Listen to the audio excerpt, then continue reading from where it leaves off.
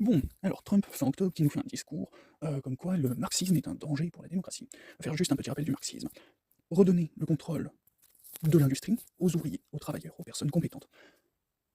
Redonner le contrôle de l'outil de travail aux travailleurs.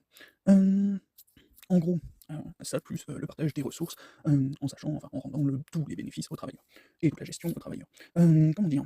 Pour expliquer le truc comme ça, pour Boeing, on a un mec, dans le documentaire dont je parle, de Enquête spéciale, on a un mec qui est allé voir sa direction, qui a dit, oui bon alors on a beaucoup trop de rupture des règles, et c'est dangereux. Une semaine, un mois plus tard, il y a l'accident, des avions qui se crashent, des portes qui se détachent, ce genre de truc. Le mec finit par démissionner. Dans une société marxiste, et ben ce mec, on l'aurait écouté, on aurait revu toute la chaîne de construction, et ça aurait été corrigé avant de reprendre les ventes. C'est vrai que c'est vachement dangereux. Et derrière ça, je ne me rappelle plus lequel c'est, il me semble que c'est le 10e, 11e article de la Convention des droits de l'homme et du citoyen. Toute personne a le droit de jouir du fruit de son travail. Toute personne qui travaille doit jouir des résultats engrangés par ce travail. Actuellement, c'est pas trop le cas. Une personne travaille, elle est payée pour ce travail, et un capitaliste récupère les thunes du travail. Bref, le marxisme suit juste les droits de l'homme. Voilà, le marxisme en ce qui concerne la répartition des ressources, c'est juste CF, les droits de l'homme. Bref, ensuite, on va t'expliquer un petit point. Ta petite bourse d'études de 1 million de dollars, tu sais, ton argent de poche, ça aurait permis de former 10 000 masters, 10 000 personnes qui ont un bac plus 5. Et c'est des études dans des écoles qualitatives. Entre toi et 10 000 masters, qu'est-ce qui est le plus utile pour le pays? Qu'est-ce qui est le plus utile pour les États-Unis? 10 000 masters ou toi?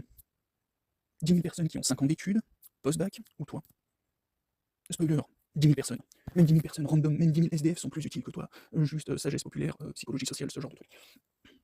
Donc, en sachant que pour toi, c'était de l'argent de poche et que c'est une petite somme, ah oui, petite comparaison, 1 million sur ces 40 ans de travail à 2100 $ par mois. Je vais te le traduire comme ça, c'est au moins 60% de la population américaine qui vit en dessous de ça pour un logement, la santé, la nourriture, la retraite. Le transport, donc voiture, essence, tout ça. 1 million, il y a 60% de la population qui n'engendre pas autant d'argent sur toute une vie de travail. Et vous êtes combien aux États-Unis? 60% de, allez, on va dire c'est au moins 600 millions de personnes, à peu près, on va établir à peu près 1 milliard, il me semble que vous êtes quasiment deux, je crois. Non, c'est 800, bref. Donc on est quelque part autour de 500 millions de personnes qui, dans leur vie, dans ton pays, dans leur vie, ne toucheront jamais ce million. Voilà, on va le rappeler. Et 500 millions de personnes, c'est beaucoup. C'est très beaucoup, hein. Là, en termes de comparaison d'utilité pour la population, d'utilité pour le pays, je te rappelle que tu n'es pas capable de te comparer à 10 000 personnes.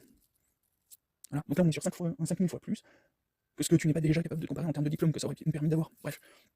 Donc bon, danger pour la démocratie, donner le contrôle des outils de travail aux travailleurs, leur donner le plein bénéfice de leur travail.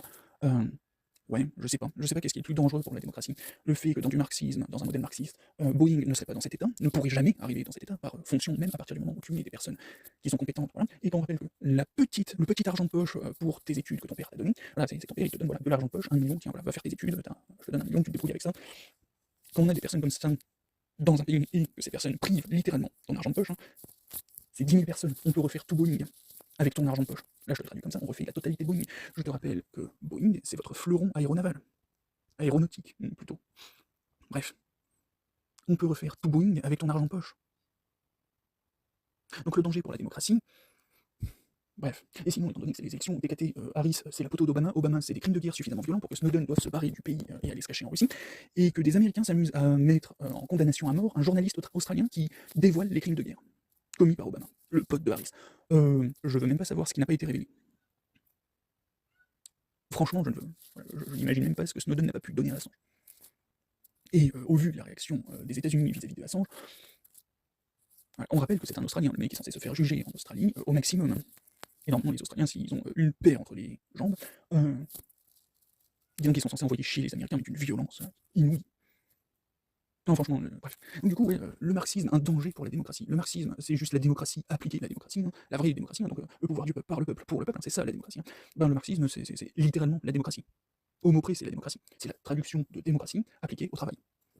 Les ouvriers contrôlent l'outil de travail. Les travailleurs contrôlent leur outil de travail et les bénéfices qui en sont faits. C'est ça le marxisme. T'as même pas l'excuse de pouvoir te plaindre de oui, Staline, il était méchant, Staline, il était prétendu communiste. Et ce qu'a fait Staline, ce que fait Winnie l'ourson et tous les pseudo-communistes actuellement sur cette planète, ça s'appelle du capitalisme d'État.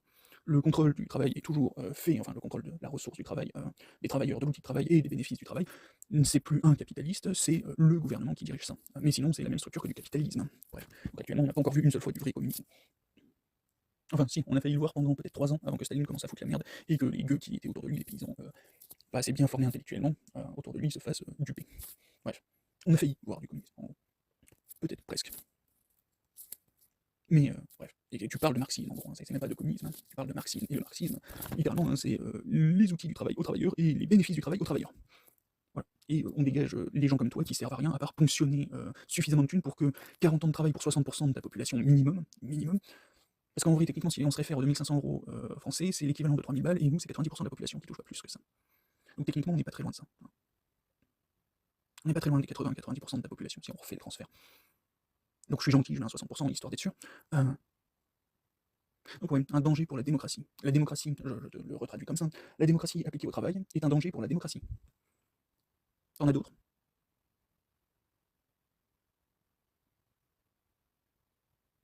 Non, parce que je suis preneur. Parce que, ouais, je sais pas sous quelle drogue t'es pour inventer des conneries pareilles, mais donne-moi ton dealer, hein, parce que là c'est vraiment de la bonne. Bref, non, ouais, je sais pas, j'ai pas grand chose d'autre à dire. À part que tu viens de démontrer par ton existence et ton discours que, ouais, vous êtes pas bien fut-fut. Hein. Non, parce que je te prends, hein, toi, Zuckerberg, Musk, Gates, tout ça, Bezos, vous êtes tous, hein, c'est tous le même numéro, vous êtes tous autant utiles à la population, enfin, ils sont tous autant utiles au monde que toi. C'est-à-dire que chez nous, on a Arnaud, chez vous, vous avez Bezos, voilà, vous êtes tous dans le même niveau d'utilité. Et le meilleur cas d'entre vous, c'est Musk, le mec, il détruit la totalité de l'écosystème, il détruit la totalité de notre capacité avec Starlink, il détruit la totalité de notre capacité à observer le ciel depuis le sol. C'est-à-dire que là, maintenant, on est obligé d'avoir des satellites pour les 200-300 prochaines années, on va dire un demi-millénaire, pour un demi-millénaire, on va être obligé d'avoir des satellites pour pouvoir faire des observations dans le ciel. Tous les satellites, enfin tous les systèmes d'observation au sol sont rendus complètement inutiles. Et le mec il fait ça pour envoyer des cailloux, littéralement, technologiquement, les satellites qu'il envoie, c'est des cailloux. C'est l'équivalent des catapultes et trébuchets du Moyen-Âge. Il est bien votre génie milliardaire. Il est vraiment très très bien. Il vous dit toutes les observations de l'univers possible au sol, pour des cailloux. Voilà. Et je te mets un spoiler hein, pour toi, petit Trump, Musk est des milliers de fois plus compétent que toi, et des milliers de fois plus utile au pays ou à n'importe qui que toi. Ça reste un débile qui envoie des cailloux dans l'espace. Je rappelle quand même, pour ceux qui sont en mode oui, mais les satellites, enfin pour ceux qui voudraient prendre la défense de Musk, avec son Starlink, gros, la technologie depuis Turing, les ordinateurs depuis Turing, n'ont fait que augmenter exponentiellement tous les 4 ans. On a une croissance exponentielle tous les 4 ans. C'est tous les 4 ans, on a une exponentielle depuis Turing.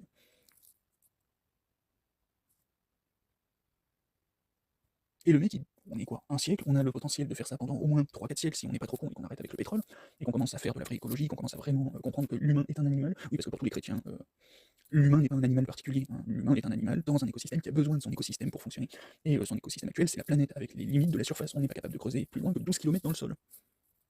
On en connaît moins sur le fond des océans, c'est-à-dire 75% de la surface de la planète. On en connaît moins sur 75% de la surface de la planète que le système solaire et l'univers.